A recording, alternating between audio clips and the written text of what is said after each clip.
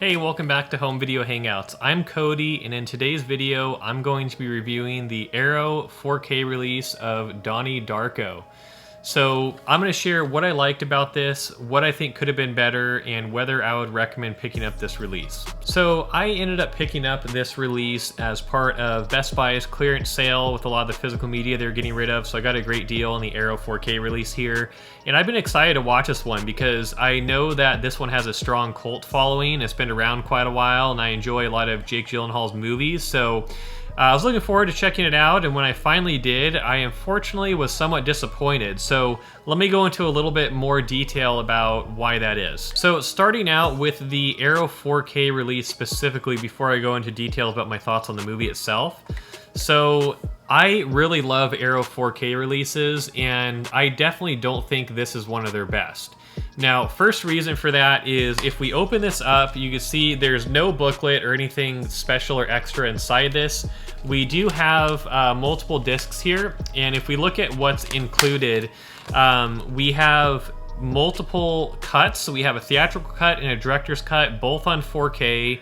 And we do have a good amount of special features that include everything from a short film, interviews, commentaries involving directors and actors and composers and things like that. And that's great. You know, Arrow always does a great job with special features, and I'd say that's one of the biggest benefits of picking up this release, is if you're already a fan of this film and you wanted to see some additional content around it and learn a little bit more about how it was produced and made, then that could be a good reason to pick up this Arrow 4K release on a good deal. But other than that, what I found disappointing here is that there's a lot to be desired when it comes to audio and video here. So yes, this is a 4K Ultra HD release from Arrow, and they did a restoration from the original camera negatives, and we do have a high resolution film here. But with that being said, this film has a ton of grain, which is something that I'm never a big fan of. And that's, you know, can be somewhat controversial. Some people don't mind that. They like the originality of that or the creative decision to include that. But for me, it's something I never enjoy. I like to have my movies as grain-free as possible. And I know there's also some difficulty around the time that this film was originally made and how the way that these films are recorded makes it a little bit more difficult to have a high-quality release later on. But I think here they could have done a little bit better job with both the video and the audio. Another part of the video that was a little off to me was the lighting in this whole movie. There were scenes that seemed like they should have been very kind of like light and vibrant, like some sunrises, some morning scenes, and those were oddly dark, almost like there was a film over the camera or something. And there are other scenes that just seem like they could have had better audio. So the good parts of the audio were these scenes where there's the kind of like rabbit creature that's in Donnie's head and he's speaking kind of a deep voice. That sounds really cool if you have like a surround sound system. I like how they incorporated that audio in this release, but everything else needs some work. There's a lot of things where like people's voices that should have been a little bit louder, action sequences that I think could have sounded better. A lot of the audio here I think could use some additional work. So other than that, I wanted to kind of share my thoughts on the movie itself too. So I know that this movie has a strong cult following.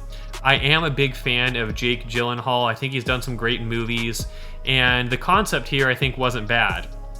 And what I think they're trying to do here is they're kind of trying to create a dark and mysterious film to where it kind of keeps you guessing about what's actually going on here, what's actually happening, what's going on in Donnie's head, what's going to happen, what's he going to do. And I think the level of mystery is a little too high here and never fully gets resolved. I think that the character development, it focuses mainly around Jake Gyllenhaal's character, Donnie, and the other characters don't seem that special in this story.